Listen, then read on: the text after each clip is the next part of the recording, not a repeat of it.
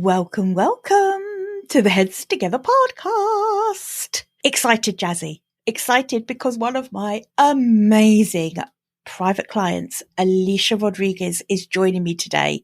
Alicia is going to blow your mind. She is a writer, published author. She's about to publish her third book, I believe, next year. Here's a potted history of Alicia. She's lived in 6 countries. She's traveled all over the world. So Alicia is now based in the Algarve of Portugal, and she runs incredible retreat experiences for women. I'm going to let Alicia tell you a bit more about these, because to say it's a retreat kind of doesn't do it justice. These are really immersive experiences with Alicia, where the transformations that she gets for her clients who come to her with big existential questions, the transformations Alicia gets with them are nothing short of just incredible. Hence the hundreds of testimonials of beautiful, beautiful words written by her past clients about her. And you can check out the links in the show notes for all of the places where Alicia is online. But Alicia's joining me today just to talk us through a little bit about the kind of work she does in these experiences in Portugal, and about the balance that we all seek really in between that masculine and feminine energy of doing and being. I'm going to leave it at that for now, because I want Alicia to tell you her story, and God, it's a goodie. It's a goodie. So let's dive in. Welcome, welcome to the Heads Together podcast. I'm Jill Mokes, and I am obsessed with cutting through the noise when it comes to growing your business. Each week, via intimate coaching conversations and inspirational stories, I share what it really takes to get the results you want, in a way that feels right to you. I am all about attracting higher ticket opportunities, building authentic relationships, and creating the abundant, full-fat version of your dream business. I mean, how many of us have beavered away creating a light version of what we really want? The thing is, I honestly believe when you're outstanding at what you do, there is no limit to what you can achieve. So, are you ready to put our heads together and make it happen? Let's go.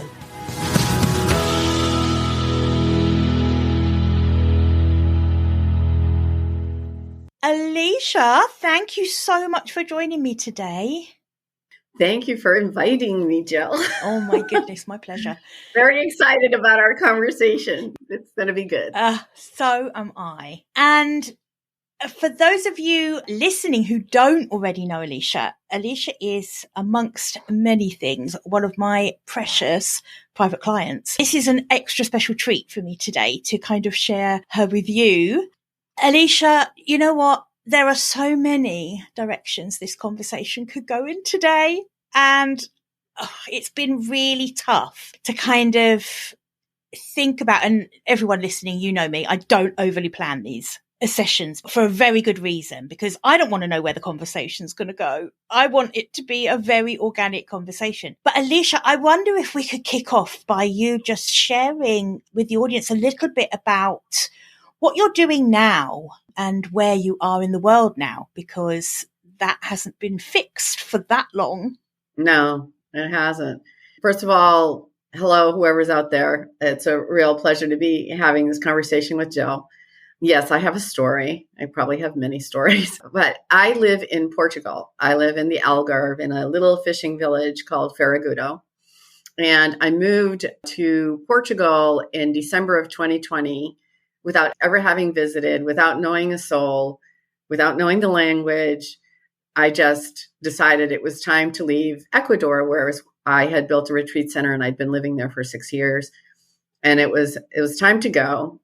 It seems I keep going from one fishing village to the next. And I love living on the Algarve because I live near the cliffs and they are so much a part of like who I am and the way I ground in the world and the way I help my clients also through personal retreats. And it's also an opportunity for me to continue working on my third book because of the environment here is just so stunningly gorgeous that you can't help but be filled up every time you're outside. So that's like the brief version of my story. It is the brief version. And I kind of want to share everything with everyone all at once. So I'm trying to hold myself back. Just a note on Portugal. Honestly, whenever we are coaching together and you have the backdrop behind you of the cliffs, I literally sit here with acute life envy because it is stunning. It's absolutely stunning, as I hope to see for myself later this year. Yes. I mean, it's absolutely beautiful. And I think you're right. I think how could anyone not be inspired when they come with that and immerse themselves into the nature that you've got all around you? And that's quite a big part of what you do actually with your clients. Tell us a bit about that, because I know you've had various iterations of what you do in terms of coaching and holding retreats. But I think what you do with your clients is so much more than a retreat. Is that fair to say? I feel like it's so much of an immersive experience when people come to you. It's very special. The first thing is that, I had a business in the United States. I was a leadership coach for many, many, many years. And that kind of evolved into more personal coaching. And when I was in Ecuador, that was the reason for building the retreat center, was I realized that a big part of people developing themselves is also healing the wounded parts of themselves. And I think unless people become aware and kind of embrace those wounds, they're never going to be able to go to the next place. And so here in Portugal, because the environment is so gorgeous, it allows me to bring people into a full-bodied experience. So I'm not just working like in the traditional coach model where it's a lot of it is it's like head up. It's very mental. This is an embodied experience. So even the word immersive takes on a different kind of quality, because I want you in your body, and I want you in your heart, and I want you in your mind, and I want you in your soul. And this environment, because you don't have the crutches that you depend on to distract yourself from home, you don't have the responsibilities and obligations that pull you away from listening to your own voice. This is the perfect environment. So I curate a set of experiences for people who come with what I call their burning question. Mm. And these questions are existential in nature. They're not like, how do I get a raise or how do I get promoted? They're like, I'm going through some kind of transition. I don't understand it. I don't know where I'm going. I don't know what to do with the rest of my life. It could be like, I want to grow my business, but I don't know how to do that. And really, ultimately, the business stuff is completely connected to the personal stuff. But I think a lot of people don't recognize that. I completely agree. Yeah. And they come thinking that it's going to be like business development. It's not. It's going to be like, who are you? What is it that you care about enough to devote a significant part of your life to creating? What is that? And that's a completely different conversation. And then I challenge people by putting them in situations that open them up or challenge some of the beliefs and assumptions they have. And oftentimes those beliefs and assumptions are really limiting them. And by the way, just to be specific, 99% of my clients are women. It's not that I don't work with men. It's just, I think the invitation really resonates with women because honestly, they're very courageous. Absolutely. Yeah, they come here with a lot of courage, and I interview people. Not everybody comes because I don't take everyone.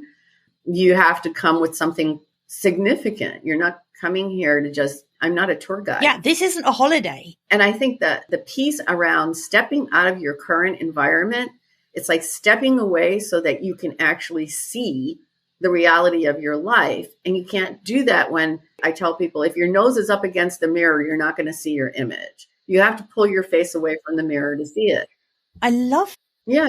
And so that's the pulling away. And I do sort of challenge the word retreat because it's not like I'm escaping from something. It's actually, I am re-engaging in a completely different way.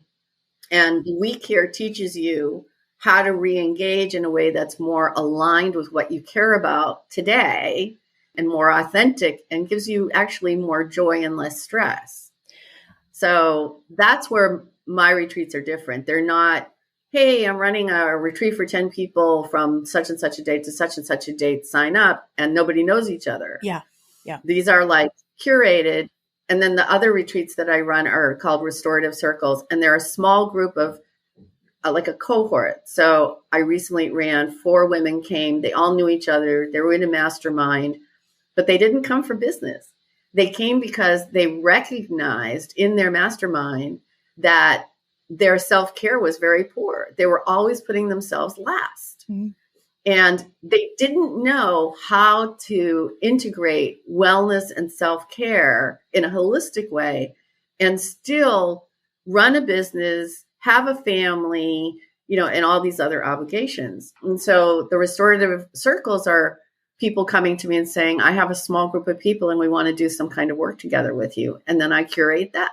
That's the word, isn't it? This is what makes what you do so different, really, to anyone that I know in this space. And that is, this is completely curated for each individual or group, to the extent that you shared with me before that I know that you've had some amazing results with clients that have come to you and you've curated really out of the box experiences for them with horses and all different kinds of things. And I think you once shared with me that often you won't even know until you spend time with that person what that week is going to look like. You'll have an idea of the flow that you want for the week, but you won't have every moment mapped out before they come because so much that you do is intuitive, right?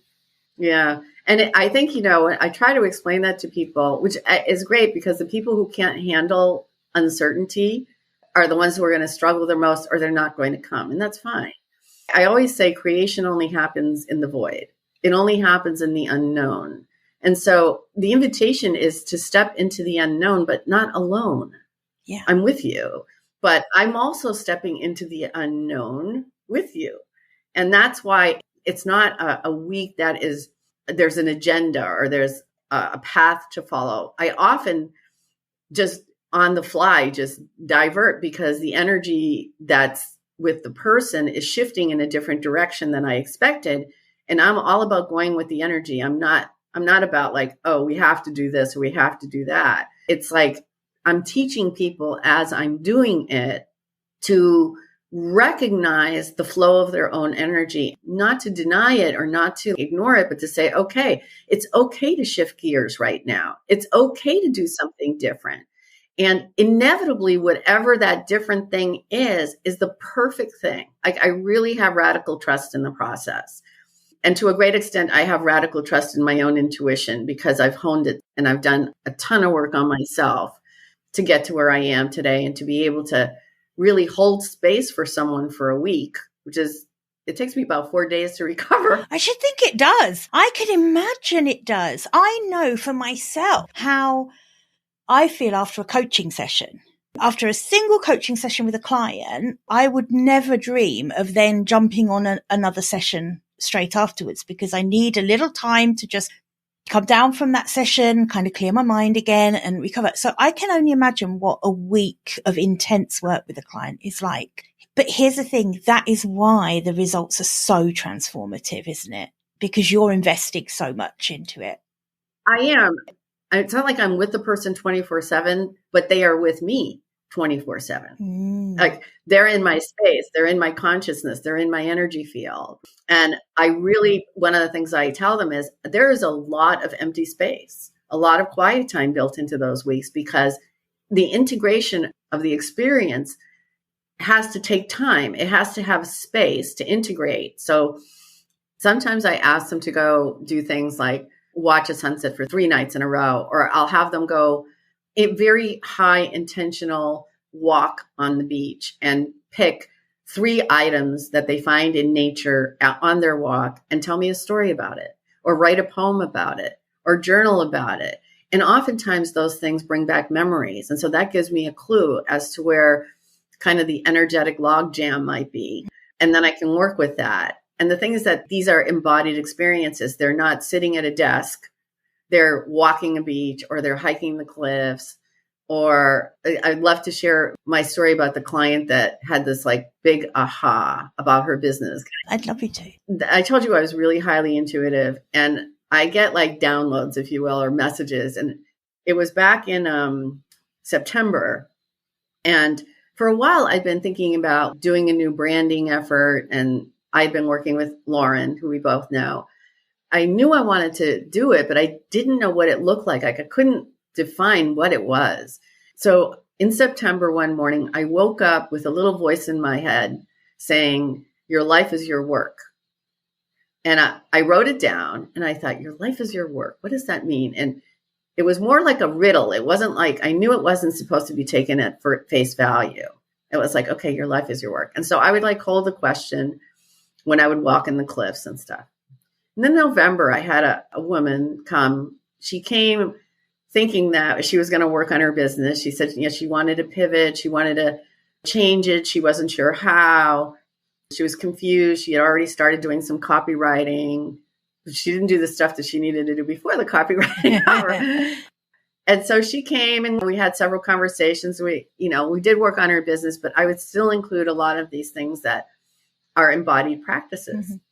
And the Thursday, so she was leaving on a Saturday, and the Thursday before she left, I took her to the west coast of the Algarve, which is a really kind of like wild coast. It's like the waves are like, 20 feet high as they smash against the cliffs, and it's windy and it's just incredibly raw. And it's one of my favorite places to be. And nature is at its most powerful in that spot. And so I had her stand on the boardwalk and I just said, I just want you to be open and present to your surroundings and stay as long as you want. I'm going to be over here. And when you're ready, come back. And so she stood there for about 10 or 15 minutes.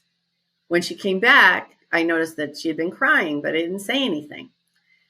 The next day when we had our last, what I call focus session, I asked her, I said, I did notice that you had tears in your eyes after you came back from the edge of the cliff. I said, do you want to talk to me about that? And she said to me, she says, I was standing there and I was just watching like the waves and the wind. And I was feeling like this like huge thing opening up in me. And it was just so stunningly beautiful. And I thought, the ocean isn't asking permission. The waves aren't asking permission. The wind isn't asking permission. Why do I keep asking permission to do my business the way I want to do it? And she said, I realized I had lost my wild. And so I thought that was a great phrase. She goes, I'm standing in this wild place and I realized I had completely lost my wild. I had tried so hard to conform to what everyone else was telling me I should do and the way I should run my business and who should be my client and what I should offer. And she says, and I got completely disconnected from what I wanted, who I was. And I thought that was just so brilliant and so touching. And then she paused and she looked at me and she says, your life is your work. And I was like, what did you just say? I've got such goosebumps. What did you say? And she says, your life is your work. She says, everything that you do here with me, it's like your life is your work. And every single cell in my body got it. Wow. Like what I hadn't been able to understand, every single cell in my body got it. I knew exactly what my brand was. I knew exactly what I was going to do. And most importantly, I knew what I was going to let go of. And that is the most important part. We know that, don't we? Yes. Part of this process is what can I let go of that doesn't belong to allow what does belong to thrive, right? I know. And it's scary to do that, right? Because you go, I've depended on this for so long. Yeah. And then this is where like the radical trust stuff comes in. It's like you have to trust that if you're showing up authentically and honestly, and you care and you've done your work, the universe will reward you. I firmly believe that. And it is doing your work too. It's not just sitting and meditating and not doing anything, right? But it is that point. And so I lost my wild. One of the things I noticed was like, I need a little more of that. Not like I lost my wild, but I think I need to tweak my wild. and I need to tweak my wild. I love it. Wild. and step in and step out in a more visible way. And then that's how I knew, okay, I am now ready for a branding effort. And I am now ready. And, with you, Jill, also strategically looking at, okay, now that I have this message and I've honed it and and you helped me let go of things that I was really nervous about letting go of, because you really did point out that it's like carrying baggage that you don't need to carry. You can let it go. It's okay. It doesn't diminish what was done before. It doesn't diminish the past in any way. I look at it as an amplification. It's not even so much as a change or a letting go. I kind of look at it as all the stuff that I've done up until now culminates in my ability to do the work I do now at the level I do it. That is just so well put. Everything that's gone before has contributed to where you are now and the work you do now. Everything. Right. Everything. And in ways that I would not have predicted. I'm stepping into the flow of my life and of my business because my work is my life. That is the best story. That is so good. So good. And that woman, that experience she had, that's true transformation. I think we, especially as coaches, I think we bandy around the word transformation all of the time. But I think spending that week with you holding space for her, with you giving her, you said something earlier which really resonated with me, which is that creation happens in the void. I really believe that, because otherwise it's just innovating something that already exists or redesigning it. Right. And also consumption drowns creativity.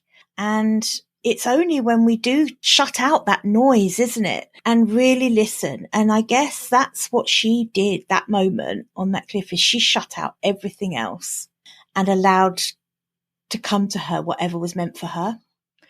And that's transformation. Yeah, it was. And literally that Friday, we tore up everything she had from before she came. I'm serious. All the copy, we dumped it. And we just said, okay, and this is what you're talking about, creation happens in the void. We started from zero. We just went to zero and said, okay, forget everything you know. What's here? What's here in the void? What is it that you want to create? How do you want to do your business? Who are you to do it? And so it was transformation in the sense of, I always say that my idea of transformation is, did you leave differently than when you came? That's right. And that's how I know. It's not like you go on vacation, you sit on the beach and have margaritas, and when you leave, nothing has changed in your life. Nothing. You might feel a bit rested. But like sustainably, it really hasn't changed. And when people leave here, they leave differently and they start behaving differently at home, because on the last day, I give them practices that if they continue these practices that they've been learning with me through the week, they can sustain that change and they can sustain whatever transition it is that they're going through. So until they get to the point where they arrive, although we never really arrive, do we? We're always on that journey. I wonder if you'll agree with this, but I see so many women who think that the problem is in their business. So something isn't working in their business and they think that they must be doing something wrong, or there must be something that they don't know that they need to implement. They're really wrestling with this business and they're not growing it. And they look at more successful people and they think, gosh, look at so-and-so. She gets to be, her business is at such a level now that she gets to be who she really, truly, authentically is. And she gets to do what she loves for a living. When I get my business at that point, that'll be me. And of course, it's completely the opposite. It's when you embrace who you truly are and uncover who that is, and you decide what you truly want and align your business to that, that's when the success comes. The authenticity and the clarity around what you want are the prerequisites. They're not the rewards of success. I imagine that to be the case, and correct me if I'm wrong, but with the women that come to you, they're often wrestling with the wrong question. Yes, they always bring the wrong question. I always know it's like the woman who came about her business. I knew it was like, nah, that's not why you're coming to me. Because what they can go on to do once they have done that is unlimited. It's limitless, as you would say. It is limitless. And you make a really good point that I want to go back to. I think, especially women, we spend a lot of time comparing ourselves to others. And it's really what I call like a not enough conversation. I'm not enough. I'm not good enough. I'm not smart enough. I'm not big enough. I'm not this. I'm not that. And that's a scarcity conversation, right? And so that shows up in different places. But, when I was running my leadership company, people were always saying to me, oh, you're doing so well. You could grow this and it could be, a multi-million-dollar company. And every single time someone said that to me, I could feel every cell in my body cringe. But like my head was saying, oh, of course I should do that. Well, of course that must be my goal. And then I was like, I had like a come to Jesus moment. And it was like, I don't want that. And why isn't it okay for me to want my business just the way it is? Because I had freedom. I had a family. I had time enough to write. So I kept thinking, I don't want to do the work and I don't want to build a huge corporation. I want to be able to know the names of all my clients. I want to know everything about them and I want to be able to anticipate their needs. I don't want to be this like anonymous something out there. But the point is that we compare and then somehow, like she had to give herself permission to do her business her way. And I think, especially in the American culture where you're always told bigger is better, more is better, it's not. And you mentioned something when we talked about letting go of things, but like I use the word honing.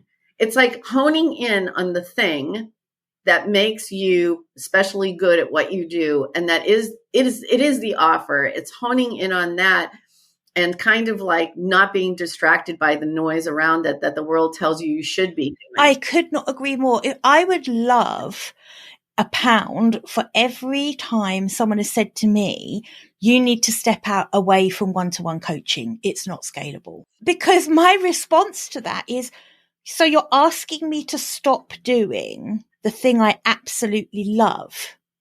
I would have to be insane to step away from that. That is madness. But you are so right. It has become such a narrative that I don't think that many people stop and question it. Is growth what I actually want? Is scaling what I want? Or do I want a business that gives me riches in other ways? Does it pay me in freedom? Does it pay me in relationships? I don't think many people realize that that's a choice they can make too. Right. It really is a way of redefining success. Like for me, my primary motivator, the filter I run everything through is this going to maintain my freedom or is this going to compromise my freedom? Because for me, being free and free to choose different things, free to, spend my time a certain way, no amount of money is worth my freedom. And it doesn't have to be an either or either. It's like, do you have money or do you have freedom? No, you can have both. Yeah. Like what you said, it's based on looking at your life and thinking, this is what I do. This is important to me. And this other thing is important to me. And then I find a way to integrate both. And so when I realized my life is my work, I realized I had done that. It's like people come and they spend time with me, but you're in my life, like literally in my life, which makes me completely unique because most people, you're just a retreat person, right? Well, no. Which is why I struggle to call what you do retreats because they're just, I know. It's not. I don't know what the other name is. I don't know. Experiences. It's experiences. Yeah. It is like no other. Very, very unique. Right. So with that in mind, Alicia, that misalignment between who we are and either what we believe is the goal we should be going for or what we believe is the only goal available to us, that feels to me like it stems from that misalignment. Because I think that when we really uncover that truth of our own authenticity, of who we really, really are, our real opinions, our real preferences, likes, dislikes, purpose, values, all of those things, I feel like the other things open up. And is that your experience with the women that you work with, that in terms of what they believe is available to them and what they believe is possible for them and their freedom to choose big or small in terms of their goals, does that become easier when people get that clarity and reclaim their wild, when they come to you? I'm stuck on the word easier. So I don't think it's easier in the sense of, you still have to do the work. So that's where I'm getting stuck.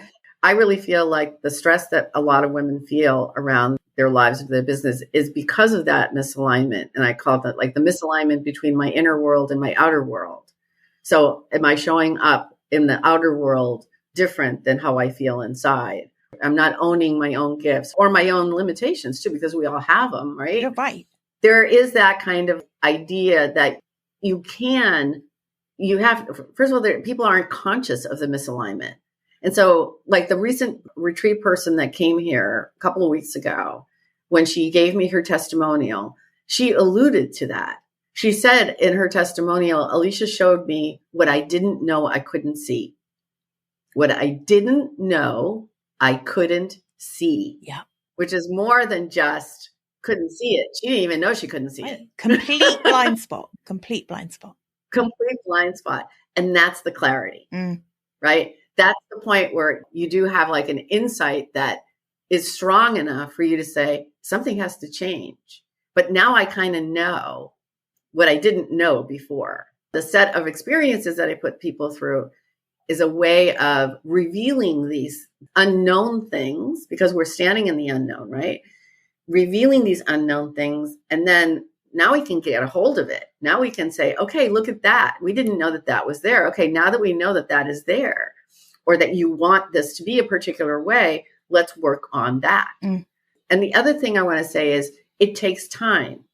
And I think people think that, I'm not aware of what 1 week might be transformative in that shift, but like it took me 2.5 years between Ecuador and here for me to land in a grounded way and actually find my wild, or actually understand.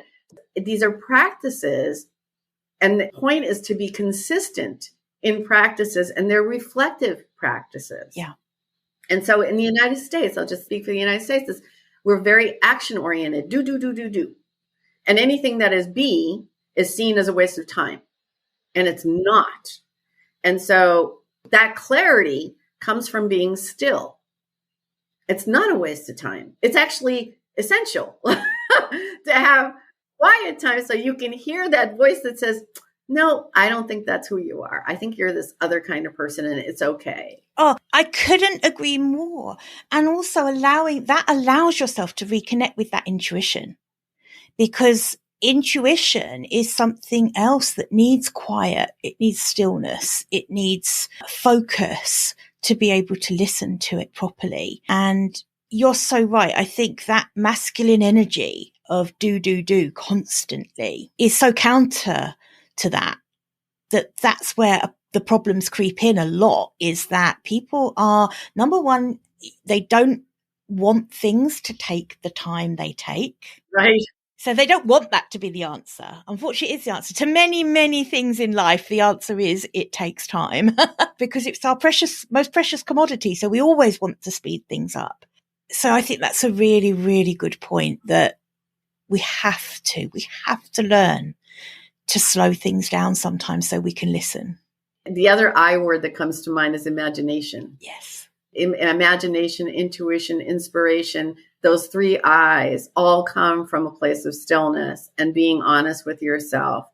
And you mentioned something. So I have a fundamental belief in the way I live and the way I work that absolutely everything is energy. Everything is energy.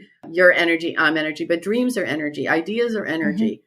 All of this is like we're surrounded in this energetic field. And when there is an imbalance, if you look at Mother Nature as an example, Mother Nature will always try to balance and harmonize the environment. And it could be very destructive at times, right? Absolutely.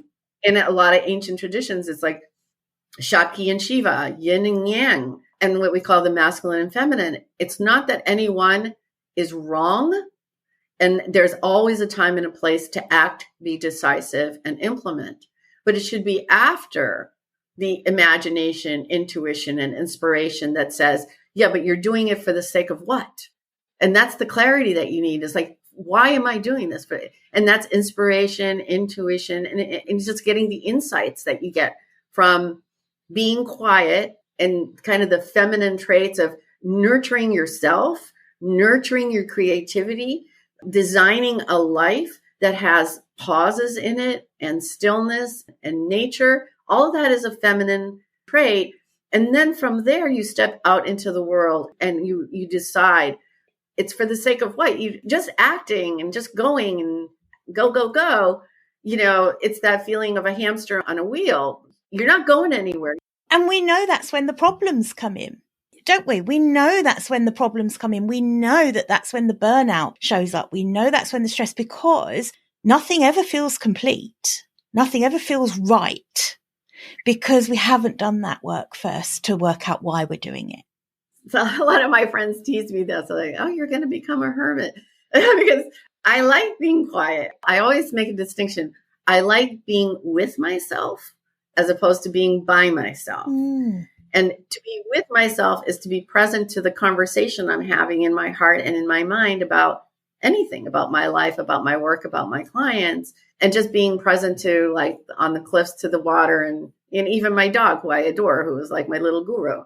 But then there's a time to, like, get out.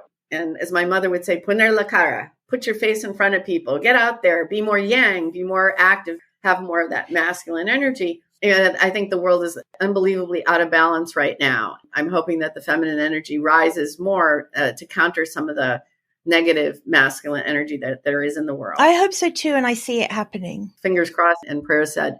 I just want to say, Alicia, with that in mind of how happy you are being with yourself and how you embrace that quiet and that stillness and that listening time, I think it almost makes what you do for the women who come and experience a week with you, in any capacity, actually, whether it's in one of the one-to-one experiences, like where they're coming just with you for that week, or the restorative circles, in whatever capacity, it makes it an even more special in my mind, because the fact that you allow people to come and immerse with you into these thoughts, these practices, that your precious place there on the cliffs, you're not asking anyone who comes to you to do anything that you don't do for yourself and with yourself. And I think that is the essence of what makes what you do so special.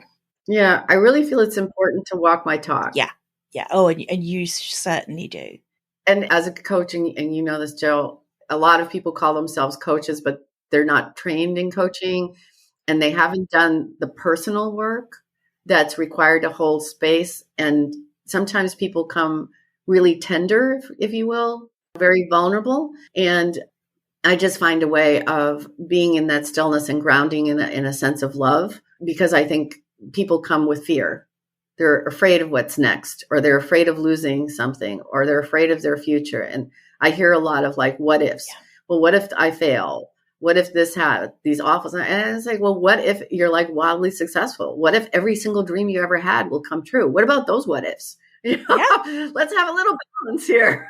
Balance again. There we are again. Yeah.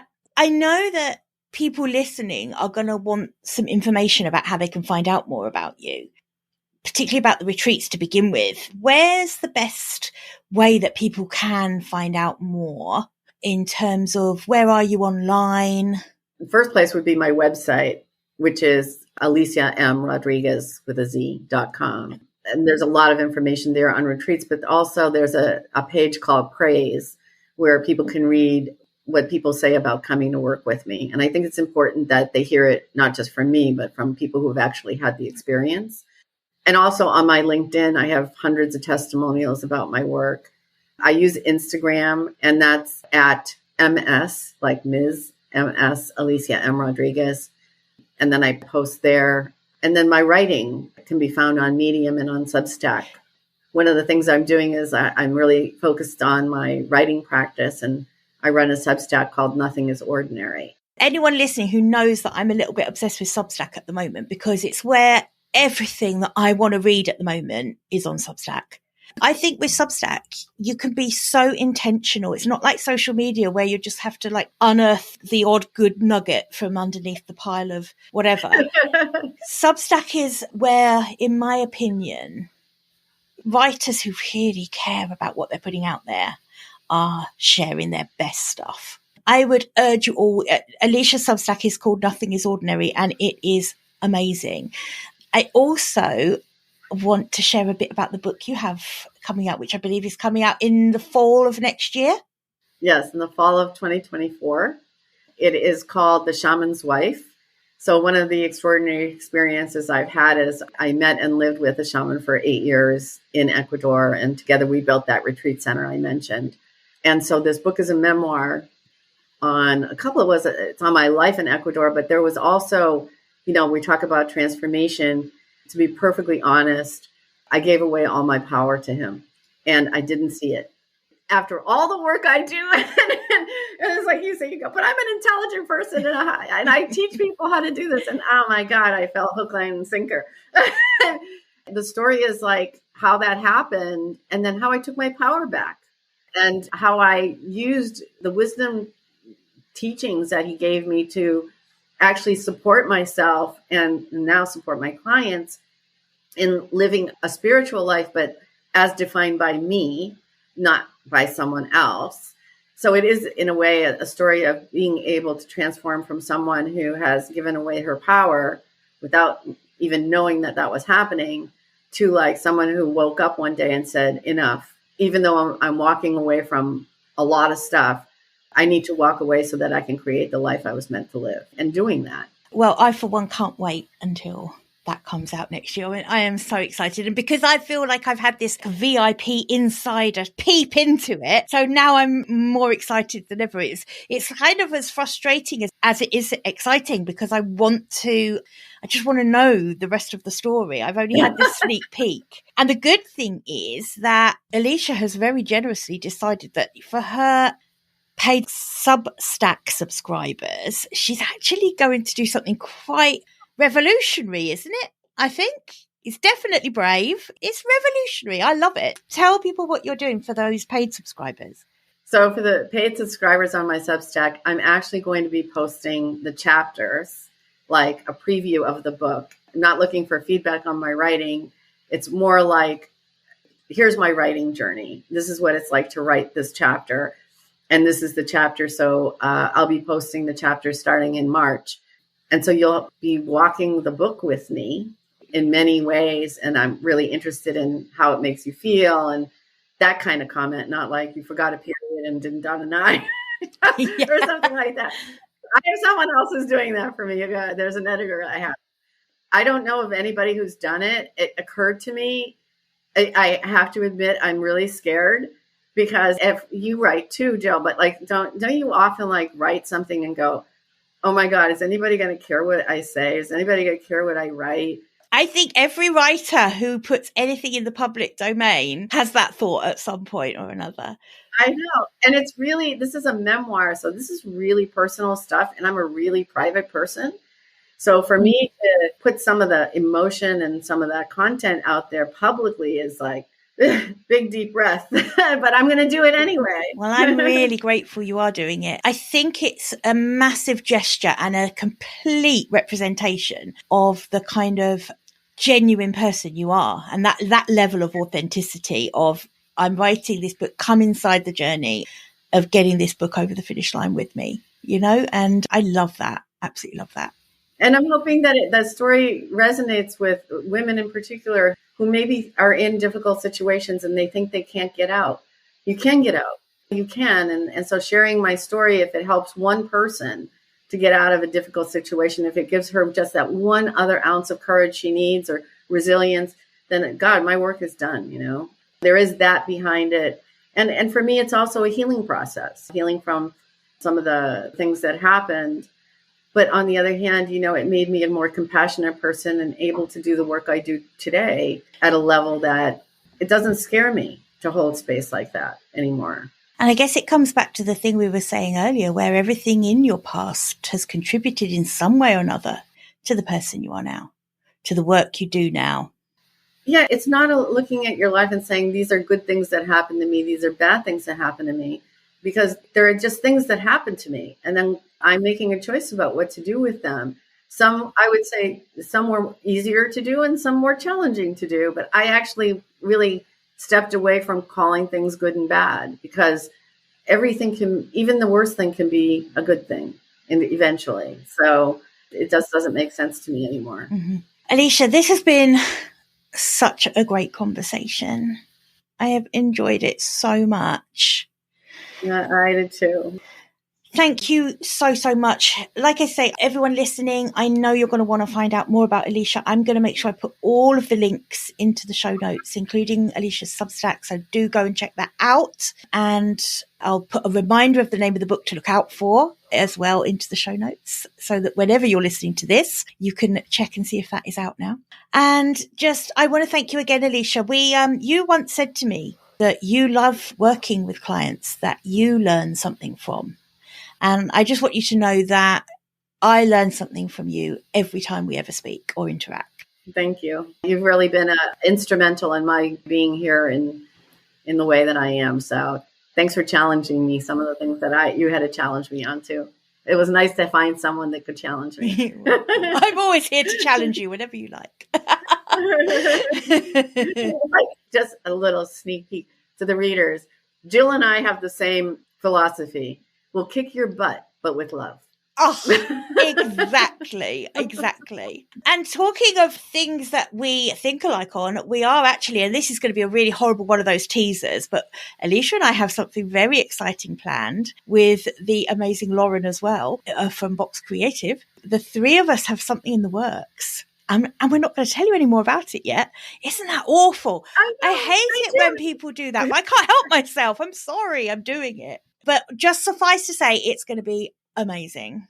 And anytime, anything I can work with on you, Alicia, and working together is just such a pleasure. Thank you so much. And thanks for having me today. Thank you. Speak to you soon. Bye for now. Bye-bye. I hope you enjoyed this episode and that getting our heads together this week has filled your mind with what's possible. If you love the show, would you do me a massive favour, please? Would you leave a 5-star rating on Apple Podcasts? It would really help me put more heads together, reach more ears and expand more minds. Until next week, bye for now.